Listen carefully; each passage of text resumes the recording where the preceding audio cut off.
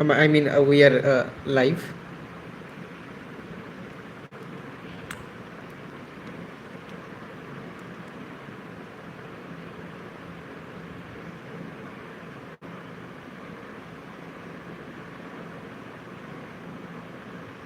We are live, right?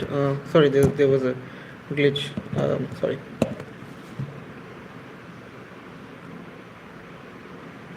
Let me check once. Yeah, I have it here. I have it here.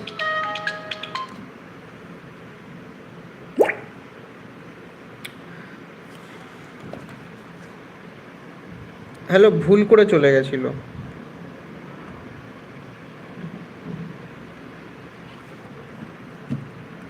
Yeah.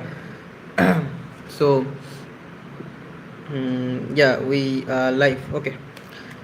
I hope the sound is coming clear. Actually, in the last session, I didn't notice, and I forgot to, connect the mic. So I think the sound is coming clear. Connect the mic. So I think. Yeah, the sound is, I think, a lot better than the last session, right? Okay, so we will start. Okay, so as always, um, for the last couple of sessions, as we are starting with the Iran war, we're going to start with it again. um, so what are the recent events? What happened? First of all, Iran, uh, as Trump administration said, they were escorting out the. We discussed it in the last uh, live session also. The U.S. Navy was escorting out the stranded uh, ships in the Strait of Hormuz. They were escorting them out, and two ships were being targeted by. I think they were tankers, right? Yeah. So they were being targeted by the Iranian forces in the Strait of Hormuz. And now, recently, what happened? Iran targeted three U.S. Navy ships. Now, this is all happening when there is a ceasefire in place. But U.S. also, now when the three naval ships of U.S. was targeted by Iran, U.S. ships also they countered the shots. So there was back-to-back blows from both the side, and burst of firing in the Strait of Hormuz from both sides. And now, what is very unusual in this situation is that none of them, not neither US nor Iran, is calling it a ceasefire violation. Why is it? Because maybe both countries understood that this is not the time of a war. The world economy is getting hurt. People are putting pressure on US and Iran both. Recently, during the ceasefire itself, two Indian ships were being targeted by the Iranian forces while crossing the Strait of Hormuz, and India raised the issue with Iran. Now, Iran currently have very few friends in the geopolitical circle, and if they does something like this, it will be very challenging for them to be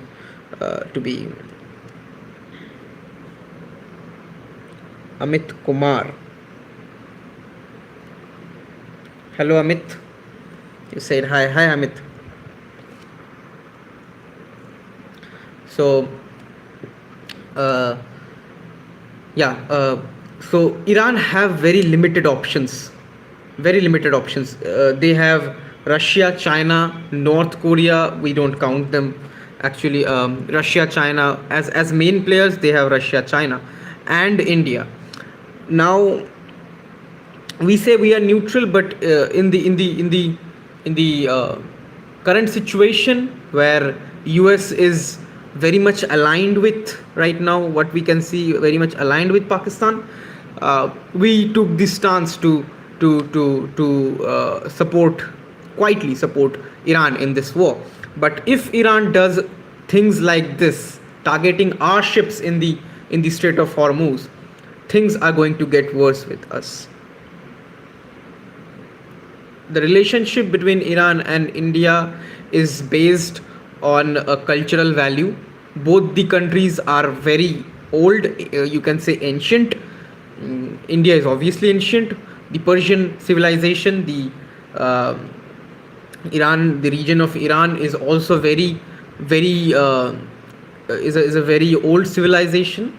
So um, it makes no sense for Iran to do things like this with India. And even if you don't look at the history, if you look at the present, we have investment in Chabahar. We we don't buy Iranian oil, but uh, if you go, I think few years back, 2 to 3 years back, Dr. Jaishankar raised this issue while US initially, when US put sanctions on Russia for the Ukraine war, and US and Russia and US was putting pressure on India to not actually Europe, US. I think it was in Europe, if I am not wrong. The interview of Dr. Jaishankar was in Europe, and the journalist asks that why India is purchasing Russian oil. Now, Dr. Jaishankar replied by saying that if US have problem with Russian oil, and they want India to buy oil from someone else, then why don't they allow Venezuelan oil or the oil of Iran to come in the market? He named these two countries particularly. You go and check that video. If I can, I will give the link in the description. Um, you check the video. He clearly stated these two, the name of these two countries, and you can see Venezuela got attacked when Trump got elected. Venezuela was the first country to be attacked, and now it is the turn of Iran.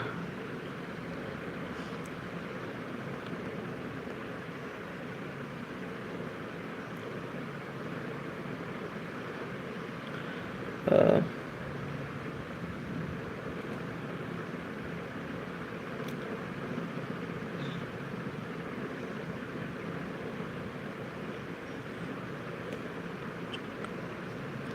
um, I don't think I can pronounce your name properly. Uh, Sorry, pardon me for that.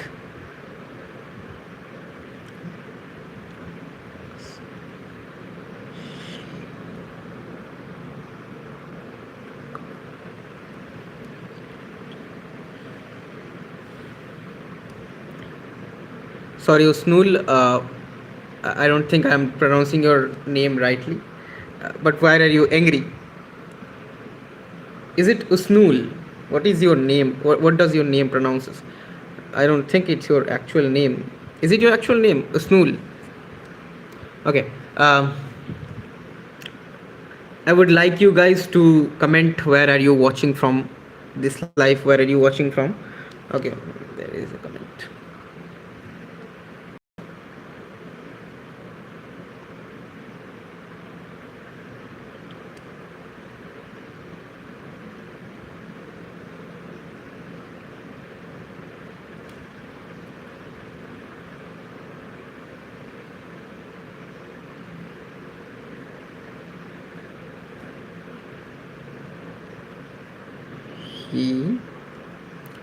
USA. You are from USA.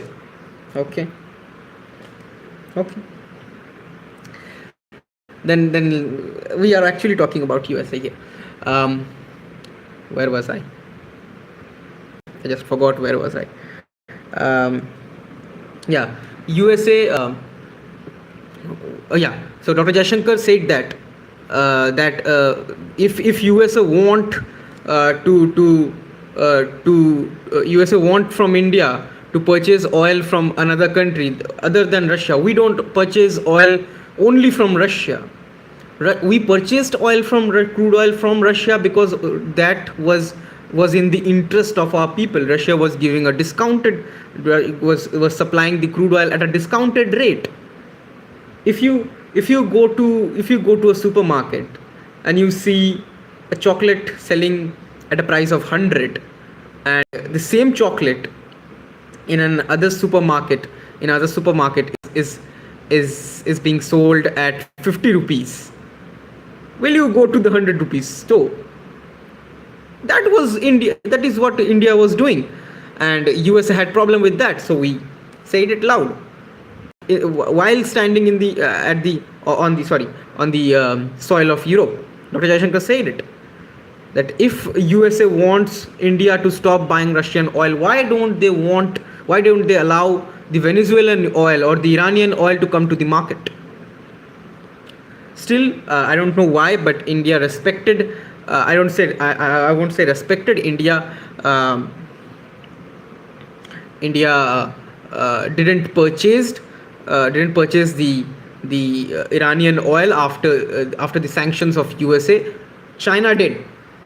China actually did, and US was very much late to put on sanctions on China for purchasing Russian oil, but they put tariffs on India for purchasing Russian oil. Trump put that, right? So I'm just showing you the double standards of USA. What are they doing? They are supporting a military dictatorship led by Asim Munir in Pakistan, where in the whole world they promotes democracy, promotes themselves as the savior of democracy, and in South Asia suddenly their political preferences changes. They shift from democracy. They shift their interest from a democratically elected, what should you say, the largest democracy in the world, to a military dictatorship. That is what US double standard is in front of you. Now, in the case of Iran, that is what is happening. India is not purchasing Iranian oil, but Iran. I was talking about now. Iran is also doing double standards, as I said. We supported Iran. Dr. Jaishankar took the name of Iran in front of global media. He spoke for the Iranian crude oil, the Iranian oil industry. And now, what is Iran doing? Iran is striking our ships, not letting them out of the Strait of Hormuz. Okay, so these are things that needs to be discussed, right? Okay, so that was US and Iran war. Now, what we should focus on is the ceasefire. No country, they are exchanging blows. Both the countries are exchanging blows at the Strait of Hormuz. Donald Trump even called the Iranian side demons, I think. What did he call them? One second. I just saw the post. Just a minute. Let me check it. I just saw the post.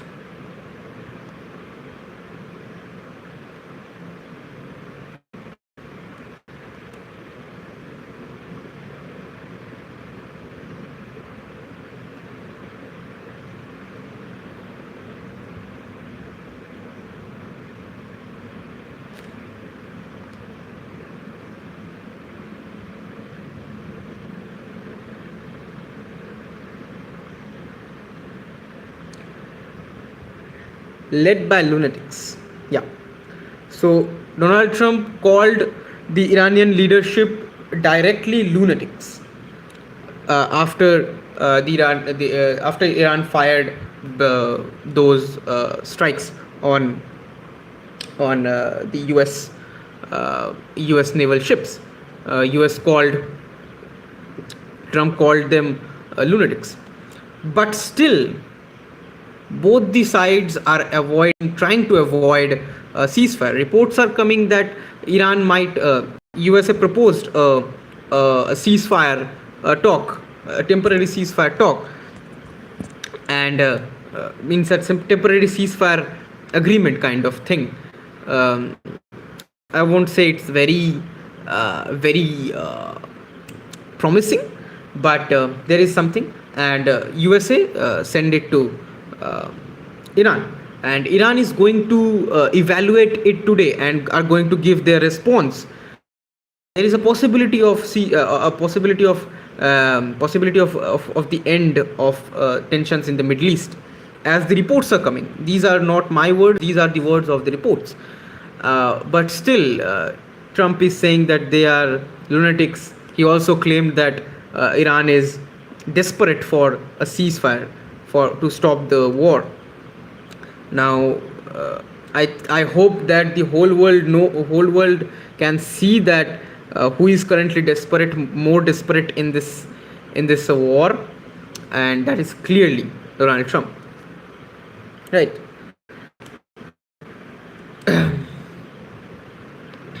So, Trump is doing, his claims and all of this. Um, what I think, what is going to happen now? It seems that both the parties are moving towards a ceasefire, a temporary kind of thing. They are also claiming that Strait of Hormuz is going to be open neutrally. Means Iran asked for, actually Iran demanded their control over Strait of Hormuz, and not USA, but the whole world won't accept it. So I think now they are claiming that Trump is claiming that both the countries are now going to neutrally agree on lift the blockade of Strait of Hormuz. Okay, this is it for the Iran war. Now let's come to the Ukraine war. What is the latest news in the Ukraine war? It has completed 4 years, and I won't be surprised if the 5th year completes like this also. Ukraine. Okay, there was a Victory Day parade which Russia conducts every year in the memory of their victory against the Germans in the World War II. Operation Barbarossa, which was started by Adolf Hitler, against Russia. They defeated him. Russia defeated Adolf Hitler, and this was what happened.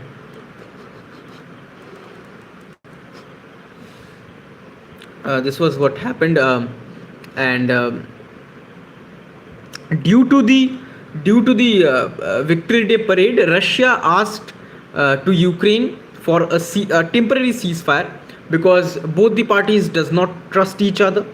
So Russia thought that Ukraine might send their drones to disrupt the event, and that is possible because Ukraine is now sending drones thousands of kilometers inside Russia. I don't know how they are managing it.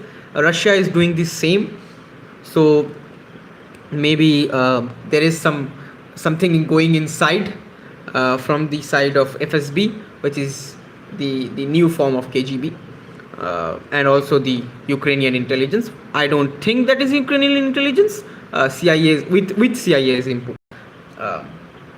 So that is what happening in Russia and Ukraine right now.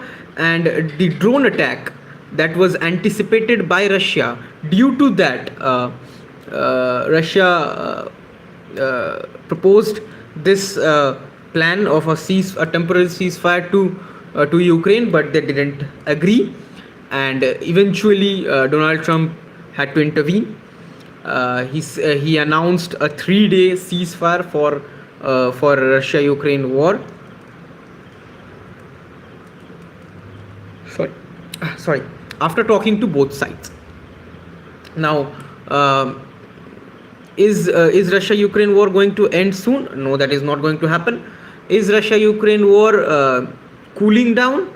No. The longer this war goes, the possibility of using a tactical nuclear weapon is very high from the side of Russia. Now, remember this: Ukraine is in war, and a country in war is very much destroyed. Is very much desperate.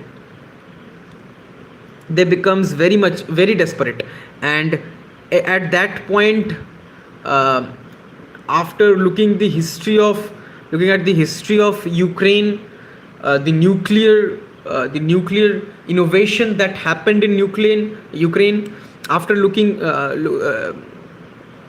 to that, there is a possibility. There is a very thin possibility, I would say, from my it's my claim.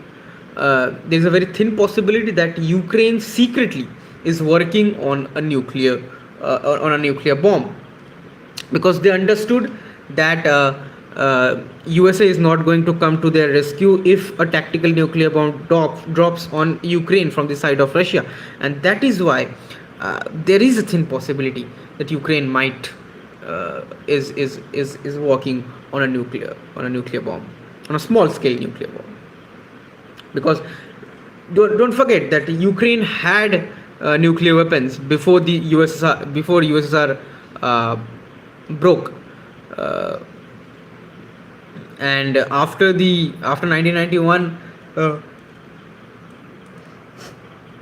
I'm sorry. After 1991, Ukraine gave away those nuclear weapons to Russia, and I think Zelensky is feeling that very,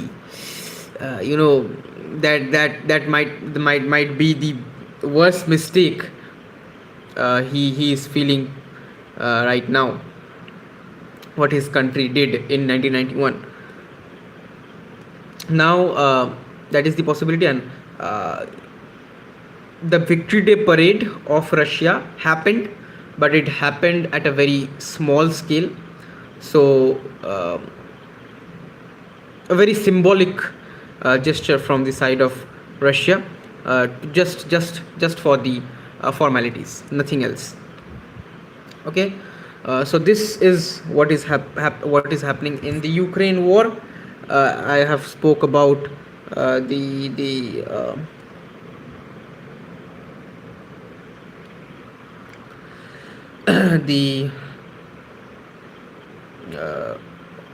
Iran war already. Okay, so I have a few more things. First of all, the tactic of India. Around India announced a 3,000 kilometer long. Oh my God! Sorry. India announced a 3,000 kilometer long notice to airmen (NOTAM) in the Bay of Bengal Indian Ocean region. Now, India was doing it for a long time. We were issuing NOTAM, and then then wrapping it up and cancelling it, because China was sending their spy ships in the Indian Ocean in the region to evaluate what is going on. Why is NOTAM being issued? Because NOTAM is issued for if a country wants to test missiles or rockets or weapons, then NOTAMs are being issued. So India issued a NOTAM, notice to airmen, of multiple times. We did it this year multiple times and cancelled it because China was spying on it. Everyone thought that this time will be the same, but no. First of all, the the statement of the DRDO chief came about Agni 6, which I've talked about in my previous live session. And now, because of that statement, everyone got interested about this NOTAM. And yes, a long ranged missile is being tested, has been tested. And it was tested uh, with the multiple payload technology.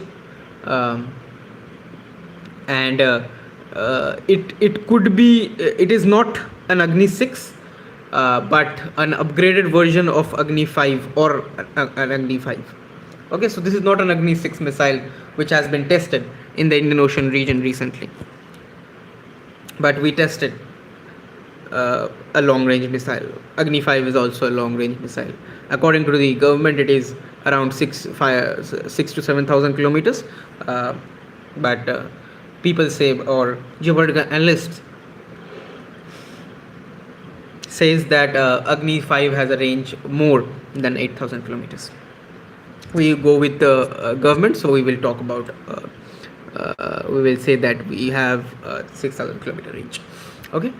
Um, Now about Pakistan, the deal of J-35, the stealth fifth generation jet of China, which China is going to give away to Pakistan. That is a concern for us, because that is a stealth jet, and India's. I have I have talked about it multiple times, that India is lacking a good air force, a healthy number of squadrons, which we need around 42, 45 squadrons of jets, and we still, I think we have 30, 33, 32, 33. I remember the last number, but we are way behind what we need. And now Pakistan is going to get J-35s. India also going to receive S-400, the fourth battery of S-400 from Russia. But still, J-35 is a stealth jet, better than J-20, because J-20, as China claimed, was a fifth generation jet, stealth jet, but J-20 was not very much satisfactory very much of a threat for the Indian Air Force. J-35 is also not a threat for the Indian Air Force from the perspective of China. The J-35 or any other Chinese jet cannot operate at the altitude of Himalayas. But if you come to if J-35 is being operated by Pakistan, the Thor Desert, it is totally plain. Punjab region is totally plain. So in those regions, it is going to be tricky for the Indian Army to track J-35, because it is a stealth jet, and it is better than J-20. Okay, not as good as F-35, but still it is a formidable jet. Can it handle the Dassault Rafale or Su-30 MKI? Look, in a dogfight, no jet in the world, take it F-35, F-22 Raptor, anything, no jet in the dogfight can deal with Sukhoi. Any jet of Sukhoi, not the older generations like Sukhoi 25 or 27, 29, not those, but other Sukhois like Sukhoi 30 MKI and the upgrades India did in the Sukhoi 30 MKIs. In a dogfight, there is no chance for J-35 or any other jets or any other jets of Pakistan and China combined. But in a beyond visual range, things gets tricky. if the Sukhoi 30 MKI or the Dassault Rafale can